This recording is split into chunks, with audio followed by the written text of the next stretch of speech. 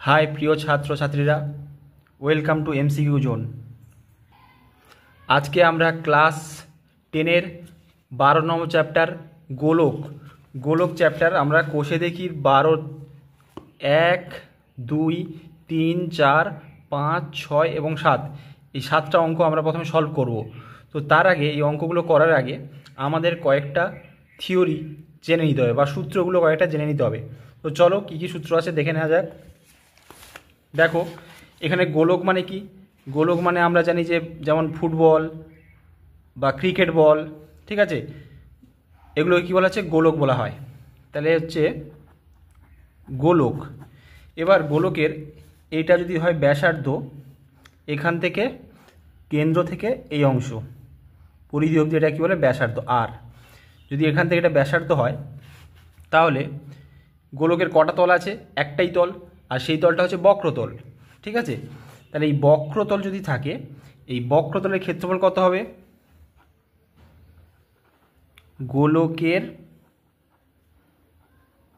বক্রতলের ক্ষেত্রফল সমান 4πr²। আর যেহেতু ক্ষেত্রফল বলেছে তাহলে বর্গ একক হবে, বর্গ একক,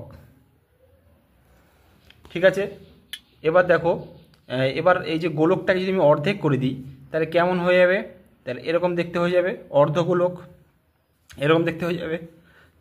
তাহলে অর্ধগোলকের বক্রতলের ক্ষেত্রফল কত হবে? এটা হচ্ছে অর্ধগোলক, অর্ধগোলকের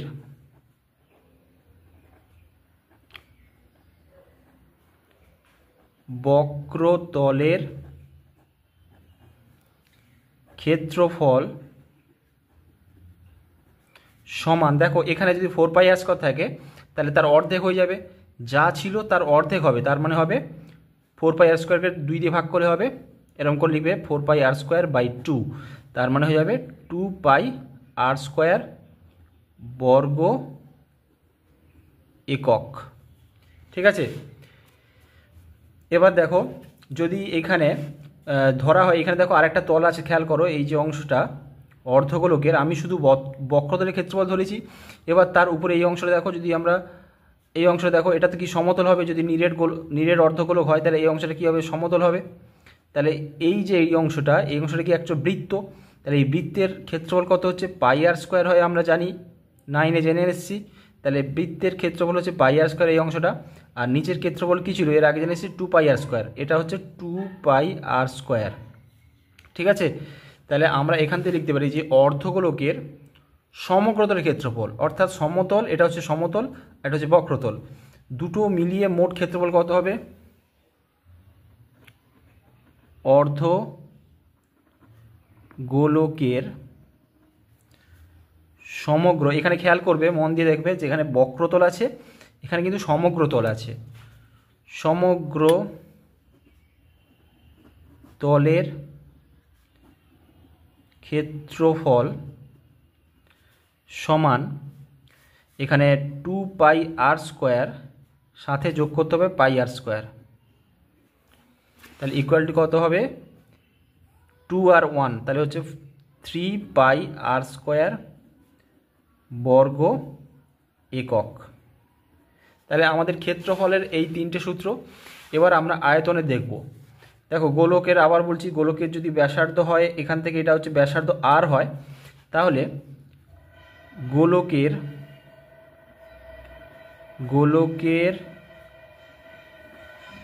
আয়তন সমান 4/3πr³। একক তোমরা লিখবে, অবশ্যই লিখবে ঘন একক, ঠিক আছে। আর যদি এটা অর্ধগোলক হতো তাহলে অর্ধগোলক তো এরকমই হয়, এইভাবে অর্ধগোলক হবে। তো অর্ধগোলক এটা হচ্ছে ব্যাসার্ধ আর, তাহলে হচ্ছে অর্ধগোলকের আয়তন, অর্ধগোলকের আয়তন সমান যা আছে তার অর্ধেক হবে। গোলকের আয়তন যদি 4/3πr³ হয়, অর্ধগোলকের আয়তন কত হবে? তার অর্ধেক, অর্থাৎ 4/3πr³/2, তাহলে 2 2 কেটে যাবে, তাহলে অ্যান্সার হয়ে যাবে 2/3 পাই আর কিউব। একক লিখবে ঘন একক। ঠিক আছে, বোঝা গেছে। এবার দেখো আর লাস্ট একটাই সূত্র আছে, সেটা হচ্ছে যদি ফাঁপা গোলক হয়, অর্থাৎ এখানে দেখো দুটো বৃত্তের অংশ সমন্বয়ে কি হচ্ছে, দুটো ফাঁপা গোলক আছে, এই মাঝখানের অংশটা কিন্তু লোহা বা কোনো একটা পদার্থ আছে, যে অংশটা দিয়ে, যে পদার্থ দিয়ে তৈরি। তাহলে এখান থেকে যে বহির্ব্যাসার্ধ সেটাকে ধরে নেব যদি বড় আর ধরি আমরা, এটাকে যদি আর বড় আর ছোটো ব্যাসার্ধ যেটা অন্তর্ব্যাসার্ধ সেটাকে যদি আমি ছোটো আর ধরি, তাহলে এই যে ভিতরের অংশের আয়তন কত হবে, ঠিক আছে, ভিতরের লোহার পরিমাণ বা হচ্ছে ফাঁপা গোলক তৈরিতে যে পরিমাণ পদার্থ লেগেছে তার আয়তন কত হবে, ফাঁপা গোলকের আয়তন সমান, তাহলে বড় বৃত্তের আয়তন কত হবে 4/3 পাই আর কিউব, আর ছোট বৃত্তের আয়তন হচ্ছে 4/3 ছোট আর কিউব। তাহলে সেটা বিয়োগ করলে দেখো বড় বৃত্তের আয়তন থেকে ছোট বৃত্তের আয়তন বাদ দিলে পড়ে থাকবে আমাদের এই ফাঁপা গোলকের আয়তন। তাহলে 4/3 পাই বড় বৃত্তের হচ্ছে বড় আর হোল কিউব মাইনাস ছোট বৃত্তের ছোট আর 4/3 পাই আর কিউব। তাহলে আমাদের এখানে 4/3 পাই কমন, 4/3 পাই কমন আছে, তাহলে 4/3 পাই ব্র্যাকেটে এখানে আর কিউব হয়ে যাবে মাইনাস ছোট আর কিউব।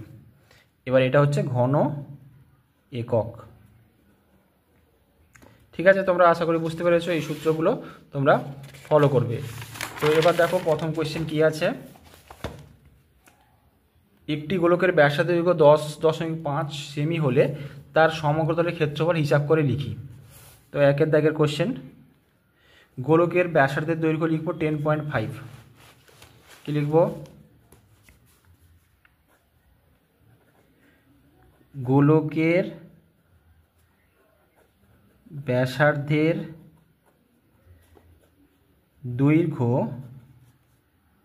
10.5 semi, 10.5 semi.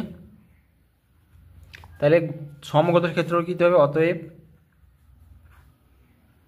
গোলকের সমগ্র তলের ক্ষেত্রফল সমান, সমগ্র ক্ষেত্রফলের সূত্র কি আমরা জানি 4 পাই আর স্কোয়ার। দেখো এখানে লেখা ছিল গোলকের সমগ্রতল বা বক্রতলের ক্ষেত্রফল হচ্ছে 4 পাই আর স্কোয়ার। তাহলে হচ্ছে 4 পাই আর এর জায়গায় হচ্ছে এখানে কত 10.5, তাহলে ইন্টু 10.5 হোল স্কোয়ার। তাহলে আমরা বসিয়ে দিচ্ছি 4 পাইয়ের জায়গায় বসাবো কত 22/7 ইন্টু 10.5 স্কোয়ার মানে 10.5 গুণ 10.5। এবার দশমিকটা তুলে দিচ্ছি, দশমিক তুললে নিচে 10 হবে, দশমিক তুলে দিলে নিচে 10 হচ্ছে। এবার কাটাকুটি করব, 7 দিয়ে কাটলে কত হচ্ছে 7 2 সরি এখানে হচ্ছে 7 1 7, এখানে 3 পড়ে থাকবে, 7 5 35। তাহলে এখানে আবার আমি যদি 5 দিয়ে কাটি, 5 3 15, 5 2 10, আবার এটা 5 দিয়ে কাটছি, 5 2 10, 5 1 5, 5 2 10, 2 2 4, 2 আর 2 কাটা গেল, তার মানে 22 আর 3 আর 21 গুণ করবো আমি। তাহলে দেখো 22 আর 3 গুণ করো, 22 3 হচ্ছে 66, 66-র সাথে 21 গুণ করো, তাহলে হয়ে যাবে 1 6 6, 1 6 6 আর 2 6 12, 2 হাতে 1, 6 3 12 13, তাহলে 6 8 3 1, তাহলে হয়ে যাবে 1 3 8 6। গোলকের ক্ষেত্রফল, তাহলে ক্ষেত্রফল লিখে হচ্ছে বর্গ, এখানে সেমিতে আছে তাহলে বর্গ সেমি। ঠিক আছে, তো এটা হচ্ছে অ্যান্সার। পরের কোশ্চেন যাব, একটি চামড়ার বল তৈরি করতে প্রতি বর্গ সেমি 17.50 টাকা হিসাবে 431.20 টাকা লেগেছে, বলটির ব্যাসের দৈর্ঘ্য হিসাব করে লিখি। তাহলে দেখো খেয়াল করো যে চামড়ার বল তৈরি করা হচ্ছে, তাহলে চামড়াটা কি ক্ষেত্রফল বরাবর থাকবে না, তাহলে এখানে 17.5 আচ্ছা প্রতি বর্গ সেমি, অর্থাৎ 1 বর্গ সেমিতে 17.50 টাকা লেগেছে, সেই হিসাবে 431.20 টাকা লেগেছে। তাহলে এখান থেকে ক্ষেত্রফল কী করে বের করা যাবে, যে এইটাকে এই যে এইটাকে এটা দিয়ে ভাগ করলে তাহলে পেয়ে যাবো এটাকে, ঠিক আছে। 17.50 টাকা দিয়ে একে ভাগ করতে হবে, 431কে ভাগ করলে আমরা বলের ক্ষেত্রফলটা পেয়ে যাব। তাহলে লিখব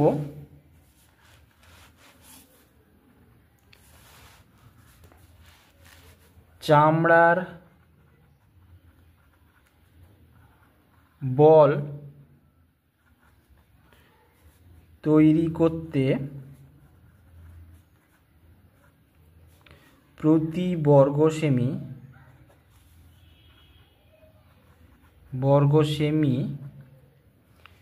17.50 টাকা হিসাবে 431.20 টাকা লেগেছে।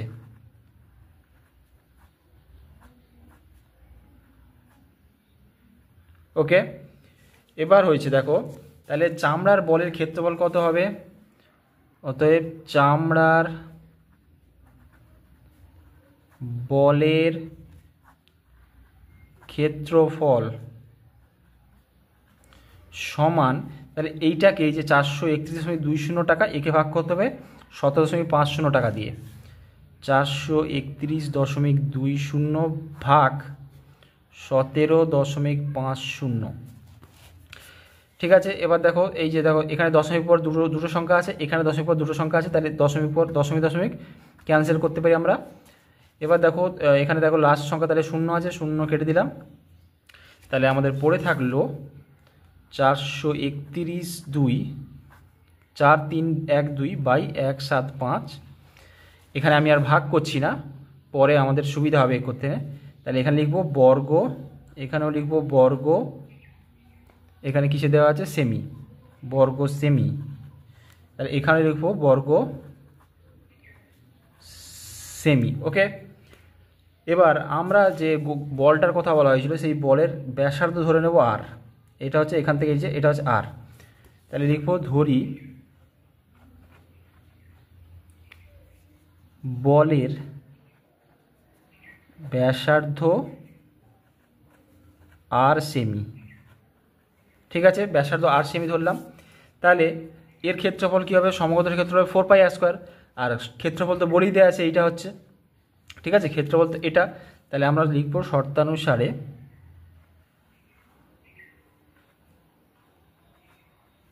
শর্তানুসারে 4πr² ইকুয়াল টু এই যে ক্ষেত্রফলটা 4312/175। তাহলে এবার মানটা বসাই যাবি, বা 4 ইন্টু পাইয়ের জায়গায় বসেছি 22/7 ইন্টু r² সমান 4312/175। তাহলে বা r² সমান 4312/175 ছিল, এখানে 7 এখানে ভাগ আছে, আর এর সাথে r² সাথে এখানে গুণ হয়ে যাবে, এখানে 22 আর 4 গুণ ছিল, এদিকে সে ভাগ হয়ে যাবে, এটা নিচে থাকবে। ঠিক আছে, এবার আমাদের কাটারি করতে হবে, দেখো এখানে দেখো কাটছি, 7 2 14 আর 3 5 থাকবে, 7 5 35, 4 দিয়ে কাটছি, এখানে দেখো 2 দিয়ে কাটছি, প্রথমে 2 2 4, 2 2 4, 2 1 2, এখানে 1 1 থাকবে 11, 2 5 10, তারপরে 1 6 2 6 12, আবার 2 দিয়ে কাটছি, তাহলে 2 দিয়ে কাটলে এখানে কেটে নিচ্ছি, দেখে নাও 2 হচ্ছে 1 2, এবার দুটো সংখ্যা আসবে 2 7 14, একটা শূন্য নিতে হবে কারণ হচ্ছে দুটো সংখ্যা একসাথে নামবে, আর 2 8 16। ঠিক আছে, আবার 2 দিয়ে ভাগ করছি, 2 11, 2 দিয়ে কাটলে 5, 2 10, 2 3 6, 2 9 18। ঠিক আছে, এবার 11 দিয়ে কাটবো, 11 4 44, তাহলে এখানে 6 3 9, 9 9 99, তাহলে 11 9 99। আর তো কাটবে না, তাহলে উপরে আছে 49 আর নিচে আছে 25। তাহলে আমরা লিখব বা আর স্কোয়ার সমান 49/25। তাহলে আর কত হবে? আর ইকুয়াল টু √49/25 সমান হচ্ছে, বা আর ইকুয়াল টু কত হবে? 49-এর রুট কত হবে? বর্গমূল হচ্ছে 7 আর 25-এর বর্গমূল হচ্ছে 5। তাহলে আর এর মান এটা হলো। তাহলে লিখবো আমরা, এখানে বলা হয়েছে দেখো ব্যাসের দৈর্ঘ্য বলেছে, এখানে বলা হয়েছে বলটির ব্যাসের দৈর্ঘ্য। তাহলে কি লিখব? অতএব বলটির ব্যাসের দৈর্ঘ্য সমান, ব্যাস কত হবে? এর দ্বিগুণ হবে, ব্যাসের ব্যাসার্ধের দ্বিগুণ, তাহলে 7/5 গুণ 2 সেমি, তার মানে হচ্ছে 7 2 14/5 সেমি।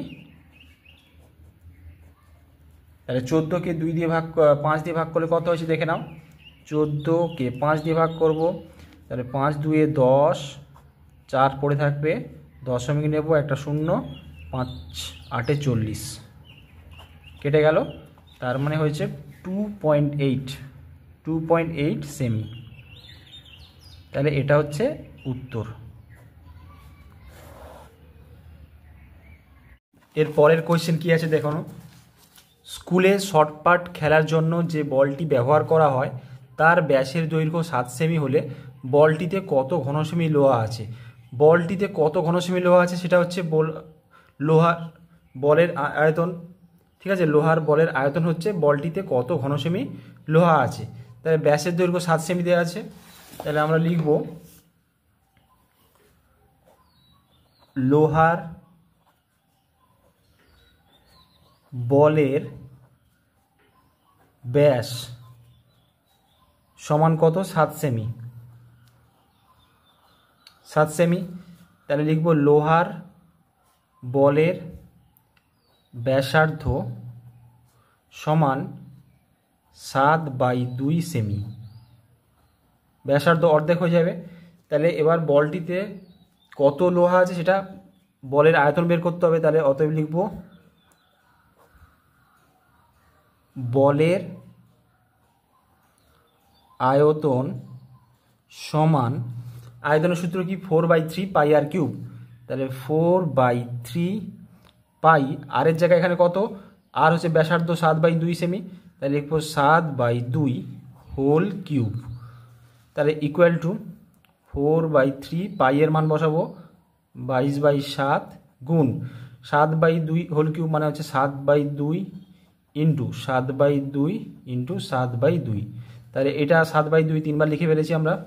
এবার দেখো উপর নিচে 7 7 কেটে গেল, তাহলে কত হচ্ছে? 2 2 4, 2 2 কেটে গেল। তাহলে এখানে কি কি আছে দেখো, 2 দিয়ে 11 কেটে যাচ্ছে, ঠিক আছে?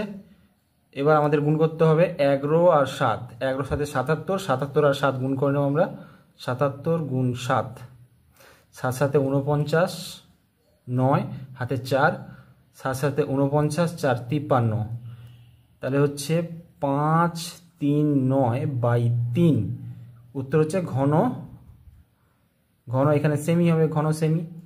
এবার 539কে 3 দিয়ে ভাগ করে নিতে হবে, 539কে 3 দিয়ে ভাগ করব, 3 1 3, 2 আর 3 পড়ে থাকবে, 3 7 21, 2 থাকবে 9, তারপর হচ্ছে 3 9 27, এখানে 2 পড়ে থাকবে। তো এটা আমরা রাফে করব অঙ্কটা। তাহলে ইকুয়াল টু হবে 1 7 9 পূর্ণ 2/3 ঘন সেমি। তাহলে উত্তর লিখে দেবো যে অতএব বলটিতে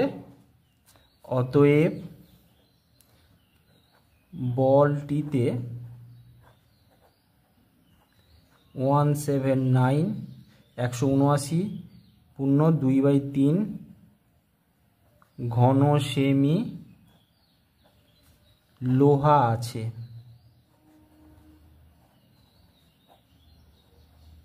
ঠিক আছে, তাহলে এটা হচ্ছে আমাদের উত্তর হয়ে গেল। এবার পরের কোশ্চেন দেখো কি দেওয়া আছে, যে 28 সেমি দৈর্ঘ্যের ব্যাস বিশিষ্ট একটি নিরেট গোলক জলে সম্পূর্ণভাবে নিমজ্জিত করলে যে পরিমাণ জল অপসারিত করবে তা নির্ণয় করি। তাহলে দেখো অঙ্কটা করার আগে একটা জিনিস বলে দিচ্ছি, দেখে নাও। যদি কোনো একটা চৌবাচ্চা বা কোনো পাত্রে যদি কানায় কানায় জল ভর্তি করে রাখি আমরা, এবার তার মধ্যে যদি একটা লোহার গোলক ফেলে দেওয়া হয়, তাহলে লোহার গোলকটা নিচে পড়ে থাকবে আর জলটা উপচে পড়বে। আর জলটা কতটা উপচে পড়বে, এই যে বলটার যে আয়তন হবে সেই সম আয়তনের জল কিন্তু উপচে পড়বে, ঠিক আছে। তাহলে বলের আয়তন এবং হচ্ছে উপচে পড়া জলের আয়তন কিন্তু সেম হবে। তাহলে এখানে অ্যাকচুয়ালি আয়তনের কথাই তোমাদের বের করতে বলেছে, সুতরাং আমরা এখানে আয়তনটাই বের করব, ঠিক আছে। তাহলে দেওয়া আছে 28 সেমি দৈর্ঘ্যের ব্যাস, তাহলে ব্যাসার্ধটা বের করে নেব। তাই লিখব কি, নিরেট গোলকের ব্যাস সমান 28 সেমি, অতএব নিরেট গোলকের ব্যাসার্ধ হবে তার অর্ধেক, তাহলে 28/2 সেমি সমান হচ্ছে 14 সেমি হবে, ঠিক আছে। এবার দেখো আমরা কি বলবো, যে জলে সম্পূর্ণভাবে নিমজ্জিত করলে যে পরিমাণ জল অপসারিত হবে, তাহলে কি বলবো, অতএব বলবো যে অতএব অপসারিত জলের আয়তন সমান দেখো যত পরিমাণ জল অপসারিত করবে সেটা হচ্ছে নিরেট গোলকের আয়তনের সমান হবে। তাহলে ইকুয়াল টু হবে নিরেট গোলকের আয়তন,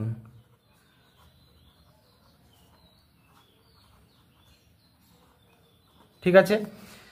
তাহলে আমরা নিরেট গোলকের আয়তনটাই বের করব। তাহলে লিখব অতএব নিরেট গোলকের আয়তন সমান 4/3 পাই আর কিউবে হয়। তাহলে এখানে আর কিউব লিখতেই পারে আমরা, আর কিউব সমান 4/3 পাই। আর এর জায়গায় বসাবো কত, ব্যাসার্ধ 14 আছে, তাহলে লিখব 14 কিউব সমান 4/3 পাই। 14 কিউব মানে হচ্ছে 14 × 14 × 14, তাহলে ইকুয়াল টু 4/3 পাই এর জায়গায় বসাবো 22/7 গুণ 14 গুণ 14 গুণ 14, তাহলে 7 2 14, ঠিক আছে। এবার আমাদের এটা পুরোপুরি গুণ করে ফেলতে হবে। দেখো তাহলে গুণ করে নিচ্ছি আমরা, তাহলে গুণটা দেখো তোমরা এমনি গুণ করতে পারো, আমি গুণ করে নিচ্ছি আগে থেকে। তাহলে উত্তর হচ্ছে 3 4 4 9 6, আর নিচে 3 আছে, ভাগ 3 ঘন সেমি হবে। তাহলে আমরা যদি একে ভাগ করি তাহলে কত হচ্ছে, 3 4 4 9 6কে যদি আমরা 3 দিয়ে ভাগ করি তাহলে 3 1 3, এখানে 4 নেমে যাবে, 3 1 3, তাহলে আবার 1 নামবে, এখানে 4, 3 4 12, 2, এবার 9 নামবে, 3 9 27, এবার হচ্ছে 2 আর 6, 3 8 24, তাহলে হচ্ছে 1 1 4 9 8, তাহলে হবে 1 1 4 9 8 2/3, এখানে 2 পড়ে থাকবে, তাহলে 2/3 এত ঘন সেমি, ঠিক আছে। তাহলে এটাই হচ্ছে উত্তর হবে। তাহলে লিখব অতএব এত ঘন সেমি জল অপসারিত করবে, অতএব লোহার বলটি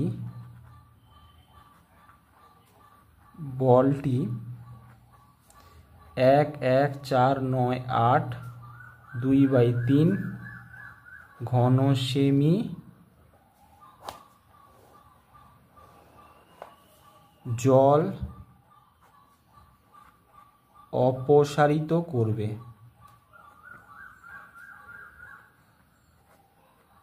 ঠিক আছে, তাহলে এটা এই অঙ্ক হয়ে গেল। এবার পরের অঙ্কে যাব। এর পরের কোয়েশ্চেন কি আছে দেখো, 5 দাগের কোনো গোলকাকার গ্যাস বেলুন ফোলাবার সময় তার ব্যাসার্ধের দৈর্ঘ্য 7 সেমি থেকে 21 সেমি হলে বেলুনটির পূর্বের এবং পরের সমগ্রতলের ক্ষেত্রফল অনুপাত নির্ণয় করি। তাহলে দেখো, ধরো এইভাবে দেখো, ধরো প্রথমে এরকম ছোট্ট একটা বেলুন ছিল যার ব্যাসার্ধ ছিল 7 সেমি, ঠিক আছে, এটা 7 সেমি ব্যাসার্ধ ছিল।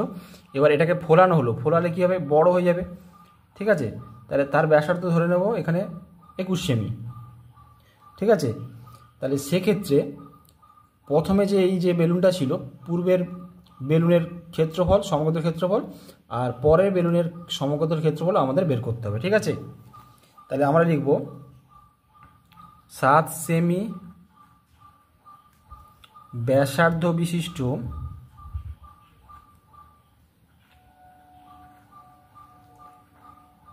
এটা হচ্ছে 7 সেমি ব্যাসার্ধ বিশিষ্ট বেলুনের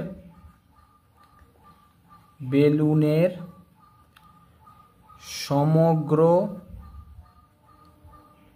তলের ক্ষেত্রফল সমান কি হবে, 4 পাই আর স্কোয়ার। আর এখানে কি ব্যাসার্ধ 7 আছে, তাহলে লিখবো 4 পাই ইন্টু 7 স্কোয়ার। আর একক লিখবো, দেখো কি আছে, একক আছে আমাদের সেমিতে আছে, তাহলে লিখবো বর্গ সেমি, ঠিক আছে। এরপরে লিখবো 21 সেমি ব্যাসার্ধ বিশিষ্ট বেলুনের সমগ্রতলের ক্ষেত্রফল। 21 সেমি ব্যাসার্ধ বিশিষ্ট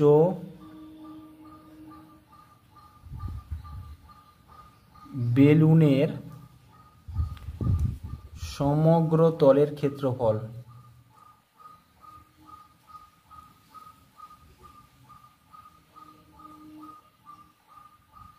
সমান, তাহলে এখানে হচ্ছে 4 পাই আর স্কয়ার হবে, তাহলে 4 পাই আর এর জায়গায় এখানে 21 হবে, তাহলে ইন্টু 21 স্কোয়ার বর্গ সেমি। তাহলে আমাদের দুটো বেলুনের ক্ষেত্রফল পেয়ে গেছি। এবার এই প্রথমের বেলুন আর হচ্ছে দ্বিতীয় বেলুনের অনুপাত, ক্ষেত্রফলের অনুপাত আমাদের বের করতে হবে, ঠিক আছে। তাহলে আমরা কি লিখব, অতএব বেলুনটির পূর্বের ও পরের সমগ্র তলের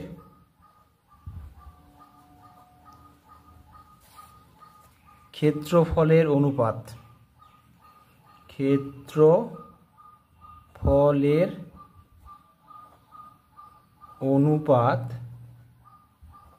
সমান।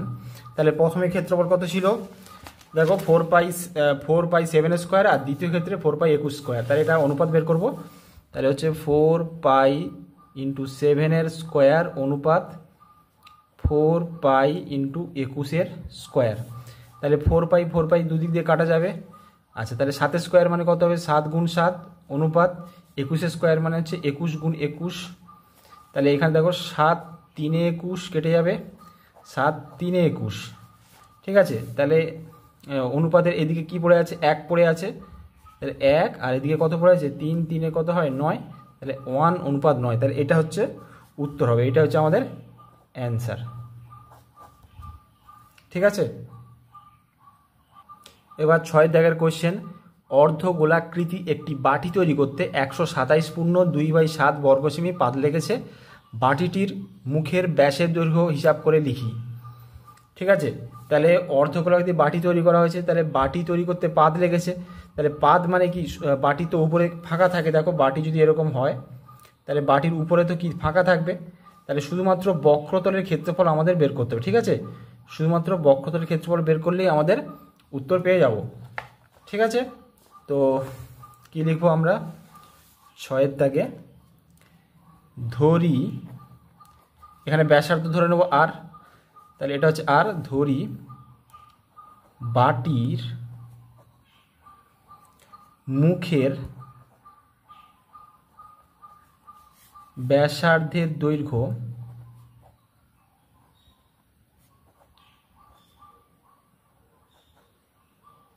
আর সেমি।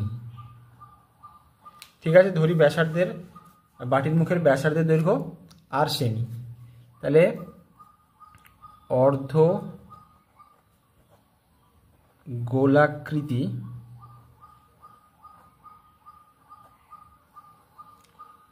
বাটিটির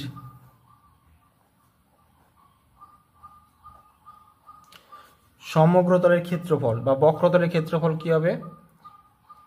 বক্রতলের ক্ষেত্রফল, তাহলে বক্রতলের ক্ষেত্রফল হবে, যেহেতু এটা অর্ধগোলাকৃতি তাহলে এটা হচ্ছে 2πr² হবে, তাহলে 2πr² বর্গ সেমি হবে। ঠিক আছে, বর্গ সেমি। তাহলে শর্তানুসারে আমরা লিখতে পারি, এটা যে দেওয়া আছে দেখো, এই যে বাটি তৈরি করতে এত বর্গ সেমি পাত লেগে গেছে, তাহলে এটাই হচ্ছে ক্ষেত্রফল। তাহলে আমরা লিখব শর্তানুসারে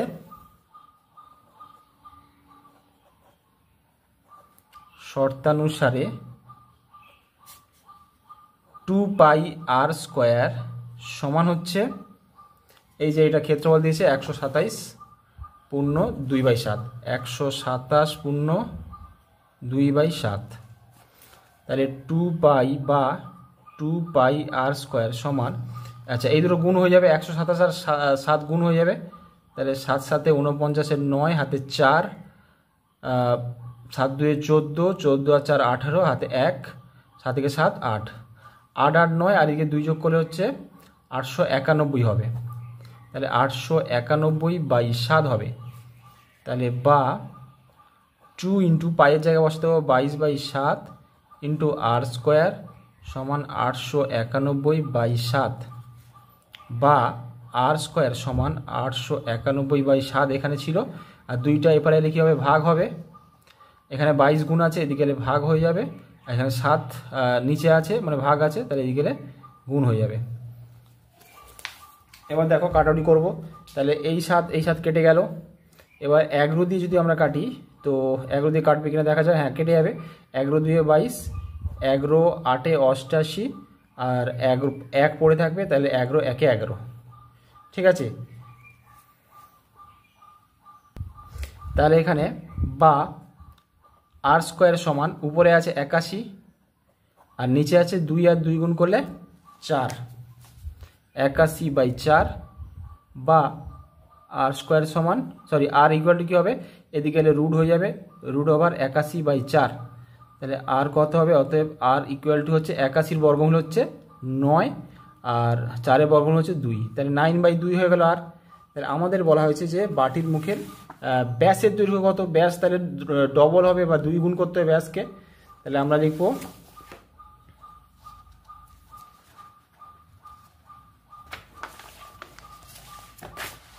তাহলে উত্তর লিখব, অতএব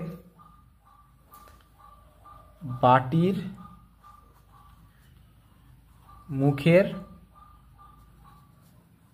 ব্যাস সমান 9/2 গুণ 2 সেমি, তাহলে 2 আর 2 কেটে যাবে, তাহলে মানে হচ্ছে 9 সেমি। তাহলে এটা হচ্ছে উত্তর হবে। এবার 7 দাগের কোশ্চেন কি আছে? একটি নিরেট লোহার গোলার ব্যাসার্ধের দৈর্ঘ্য 2.1 সেমি, ওই গোলাটিতে কত ঘন সেমি লোহা আছে তা হিসাব করে লিখি, এবং ওই লোহার গোলার বক্ষতলের ক্ষেত্রফল নির্ণয় করি। তাহলে কি দেওয়া আছে 7 দাগে? লোহার গোলার ব্যাসার্ধ সমান 2.1 সেমি, তাহলে লোহার গোলার আয়তন, তাহলে লিখব অতএব লোহার গোলার আয়তন, তাহলে আয়তন সমান কত হবে? 4/3 পাই, পাই আর কিউব, আর এর মান হচ্ছে 2.1 কিউব, তাহলে ইকুয়াল টু হচ্ছে 4/3, পাইয়ের জায়গায় বসাবো 22/7 গুণ 21, মানে 2.1 মানে কি? 2.1 গুণ 2.1 গুণ 2.1, এখানে হোল কিউব হয়ে যাবে। ঠিক আছে, এবার আমরা যদি দশমিক তুলে দিই, তাহলে নিচে হবে 10, এখানে দশমিক তুলে দিলে নিচে হবে 10, দশমিক তুলে দিলে নিচে হয়ে যাবে 10। এবার দেখো 3 7 21 কেটে যাবে, 7 আর 7 কেটে গেল। ঠিক আছে, এবার দেখো এখানে কিন্তু কাটাকুটি গেলেও কিন্তু তোমরা কাটবে না, ঠিক আছে, মনে রাখবে। কারণ হচ্ছে কাটাকুটি পুরো তো কাটবে না, এখানে নিচের এই যে নিচের অংশগুলো 10 10 10 এগুলো পুরোপুরি কেটে যাবে না। ওই জন্য তোমাদের কী করতে হবে, 4 22 21 আর 21 এটাকে গুণ করে ফেলতে হবে, ঠিক আছে। তো আমি আগে থেকে গুণ করে রেখেছি, দেখে নাও। উত্তর হচ্ছে ইকুয়াল টু 38808। ঠিক আছে, আর নিচে 10 10 10 গুণ করলে কত হবে, 1000 হবে, 3টে শূন্য হয়ে যাবে, এত ঘন সেমি হয়ে যাবে। ঘন সেমি সমান হচ্ছে 1000 দিয়ে ভাগ করলে তাহলে দশমিক বসবে 3টে ঘর ছেড়ে, তাহলে উত্তর হচ্ছে 38.808 ঘন সেমি। ঠিক আছে, এটা উত্তর হয়ে গেল। আচ্ছা, এর পরের অঙ্ক বলা হয়েছে, ওতেই বলা হয়েছে যে ওই লোহার গোলার বক্রতলের ক্ষেত্রফল। তাহলে লিখব অতএব লোহার গোলার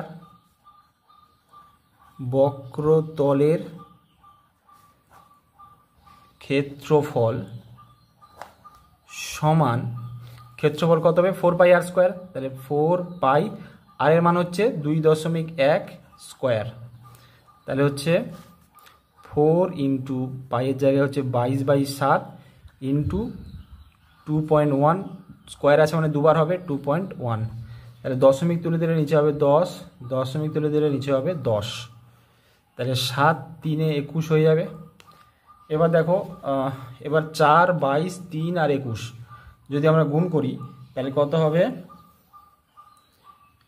5 5 4 4 বাই এখানে 10 আর 10 গুণ করলে 100 বর্গ সেমি, বর্গ সেমি। তাহলে 100 দিয়ে ভাগ করলে দশমিক কোথায় বসবে, 2 ঘর ছেড়ে, তাহলে হয়ে যাবে 55.44 বর্গ সেমি। তাহলে এটা হচ্ছে উত্তর হবে, এটা হচ্ছে অ্যান্সার।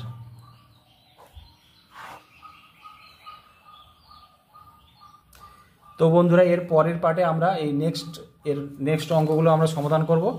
ঠিক আছে, যদি ভিডিওটি ভালো লেগে থাকে অবশ্যই এই চ্যানেলটিকে সাবস্ক্রাইব করে রাখবে আরও নতুন ভিডিও পাওয়ার জন্য। Thank you.